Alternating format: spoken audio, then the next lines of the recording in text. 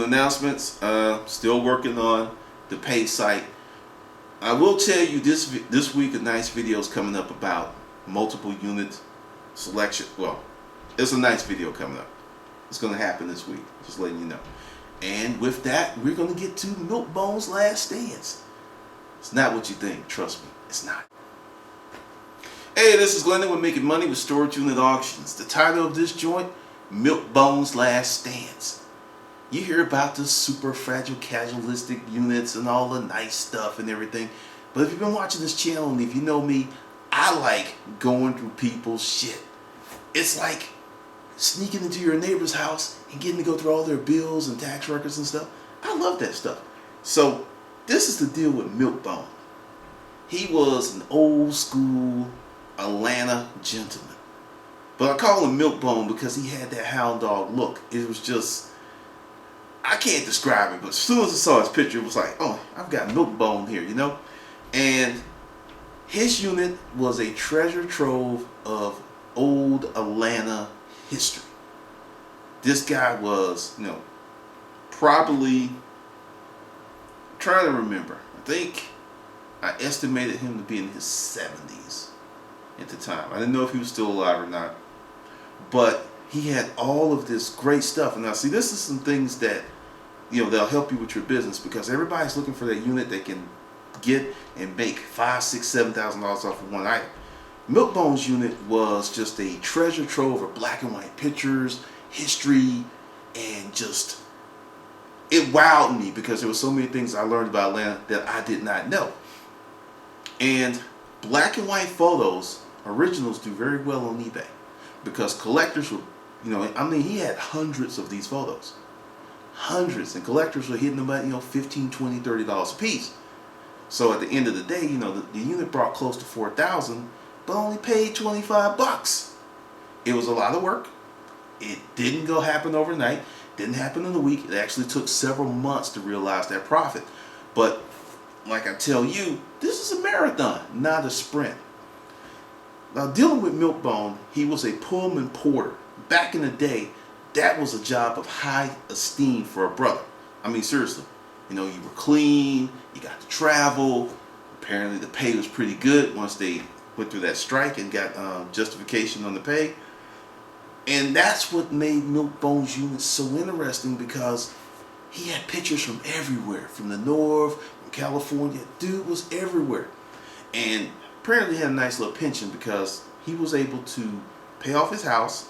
There was a copy of the deed of his house and some other stuff, and he had 3 kids.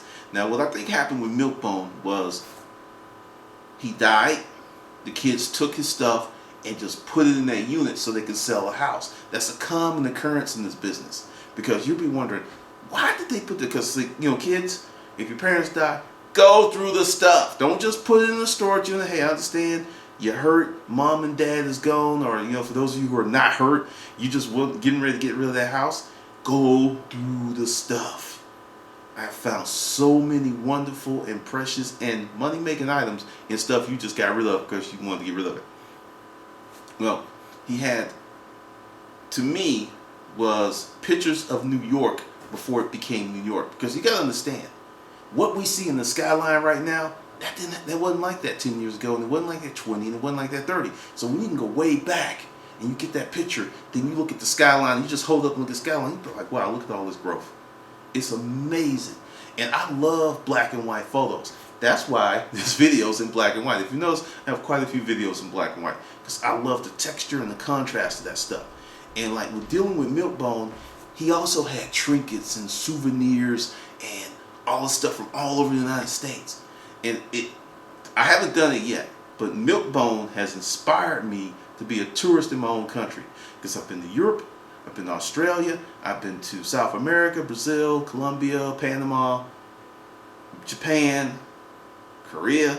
I've been a whole bunch of places, and I've been in all 47 states, but it was kind of like just going through, not really like just hunkering down for 2 or 3 days and really seeing what's about this country. Because to me, whenever I was in the military and I would be going between duty stations, and I swear when I would land in a new city, it was like the air was different. I mean, just maybe it was just me when I was young and full of energy and enthusiasm, but I want to get that little feeling again. And just going through, I would just remember, because I found one piece, and this is one of my biggest regrets of being in the business.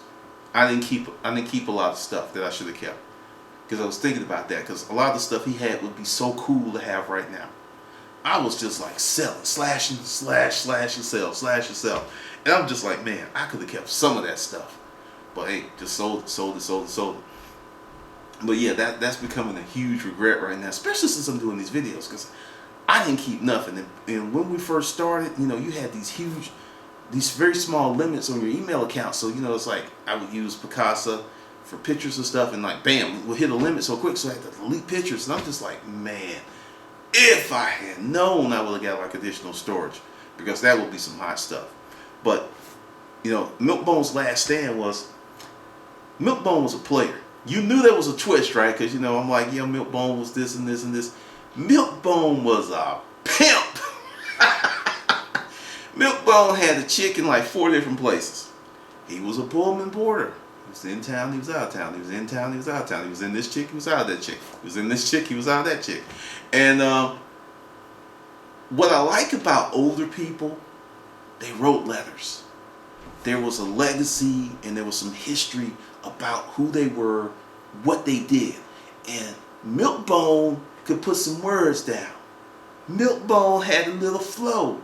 I guess you can call it MilkBone swag, whatever, but just the language and the way that people spoke to each other back then compared to today. There was a certain little tone of formality in his letters, and there was letters he had, and there was letters that were given back to him, and there was letters from the women. And he was married, and he had 3 kids, but MilkBone was swinging it all across the United States. And I look at this, and I'm just wondering, did his wife come across these letters? Because they were in the unit. There was like a shoebox full of letters, and made dozens and dozens of letters, all in this nice little print script, which I'm assuming is MilkBones, but you never know, because folks back in the day had folks write letters for them, because everybody couldn't read. So I don't know if he wrote them. I'm thinking probably since he was a Pullman porter, he could read. Because when I say something like that, it's kind of crazy. But there were a lot of people in the 20s, black, white, green, whatever, 20s, 30s, 40s, 50s, the 60s, and the 70s who could not read. Shit, there's a bunch of high school kids who can't read right now. So, it's like really, really wild when you think about that. But just some beautiful letters, nice flow. The iconic pictures. Now, MilkBone's last stance was when he came off the road, he became a family man, dedicating himself to his family. And that was in some of the letters, because he was like, look, I have a wife, and I need to put her and my kids first. That was the tone of it. He didn't say it like that. So he broke it off with these other women. And I'm just sitting there like, this is deep. Because I was in the warehouse until like 3 freaking o'clock in the morning reading his stuff. It was just that engaging. And, people today who are in the storage auction business or entering the storage auction business, they gives a damn about that stuff. It's like, man, I'm telling you, some of that stuff's gold. Some of that stuff is like awesome. Someone recently posted on my Facebook page that they got a unit and they had a journal, and they was just blown away what was in that journal. Because you understand, when people write journals and they keep diaries, the expectation is no one's ever going to read that stuff. So they're brutally honest. They're totally unvarnished with that stuff. And I was just like, wow. But that was MilkBones' last stance. It was a cool unit, like I said, $25. And just to talk to you a bit about selling. Just to set some proper expectations. For me, when I got a unit, there was some things, just depending on what's in the unit, but it averaged 20-30% stuff I'll get rid of really quick. So another 20-30% will take 3 to 4 weeks. Just depends on the unit. And I was buying units that fit my business model. Your business models probably is going to be totally different. It's going to be a totally different ball of wax. It's going to be a totally different cat. So that's why I'm not saying what I bought and everything, but for me, that's what happened. And get out of this mindset that you're going to buy a unit and sell everything like that, because you're not. And just because you held on to an item 2 or 3 weeks doesn't mean it's bad. it means your business and your selling channels are deficient. Or it could be bad. It could be crap. It could be crap. Nobody wants that shit and it's just not going to sell. That happens. And definitely get your expectations right. And also have fun. Because, like I said, there's a lot of bitching and whining in the space, and people feel entitled that they should get a great unit. No, the fuck you shouldn't get a great unit. This is not like it's set up for you to win. The game is actually set up for you to lose. And once you learn the game and you become good at the game, then you can win while others are losing. What you think is fundamentally unfair actually helps your janky ass. Because see, this is the thing.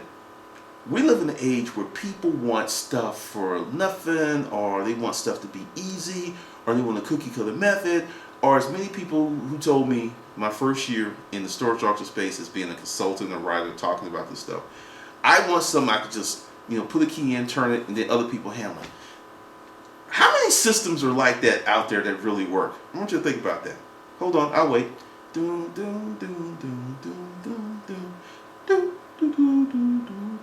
Not many, right? There's a reason. Very few things are that turnkey, like a McDonald's.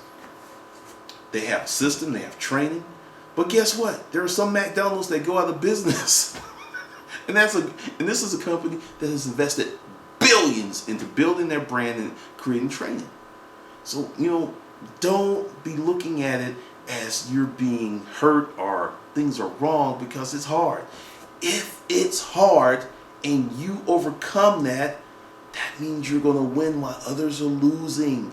If it's super easy and everyone can do well, the money's going to be very low. See, that's the thing. Like, I learned this from a sales job I had. This shit was kicking my ass. I'm not going to lie. I was like, man, like 2 weeks in a row, I was like, I'm about to quit this bitch. I'm talking about just walking the manager's office and say, deuces, and kiss my ass.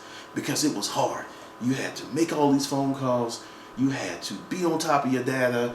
And you had to go meet customers. And you're essentially working 7 days a week. There was no way you were going to do that job in the beginning and not work 7 days a week.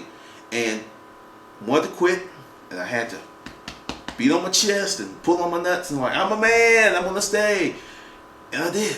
And then slowly, it was not this overnight. I can't really even say what moment where it turned around. It's just one day I looked up, it was 5 o'clock, I was done, I had hit my quota, and there was still a week to go, so I was actually going to hit bonus money.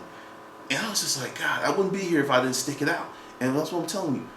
Stop looking for the easy way out. Stop that shit. We live in a time where stuff's hard. I was reading an article today, and it's on my Facebook page, about college graduates of 2012 are facing an incredibly hard job market because they're coming out of college, and if they can find a job, it doesn't pay enough to service their student loans. Now, I did a video about the degree myth a year ago, talking about what was on Yahoo today, and it was one of the professors from Harvard who was saying, it's true that a college degree will help you make more money, but that's not true for everyone. So for all you wankers who's like, oh, no. I've hired people with degrees. Yes, me, the guy without a degree, hired people with degrees, and my name was on the front of the check. When they had to go to the bank and sign it, put their bank check to get their money. You got to let that go. You need education, you need training, you need hustle and drive. But you need to put together a system of business, because if you have to trade your equity, your mental equity, for hours, unless you're a doctor, an attorney in the right field with the right firm in the right place, it's going to be hard, player. It's going to be hard. You need a system, you need a business that can make money when you're not working. That's going to be the only way you can get ahead. But back to what I was saying, that whole thing, it just validated my whole fucking video.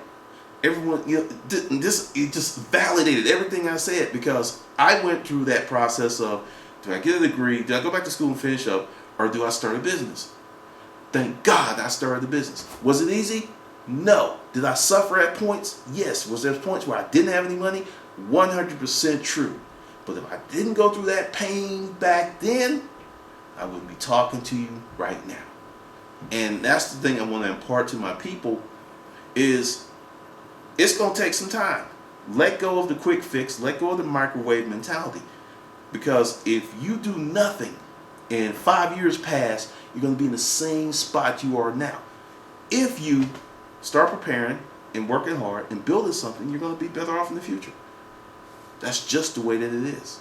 All right, this is Glendon with Making Money with Storage Unit Auctions.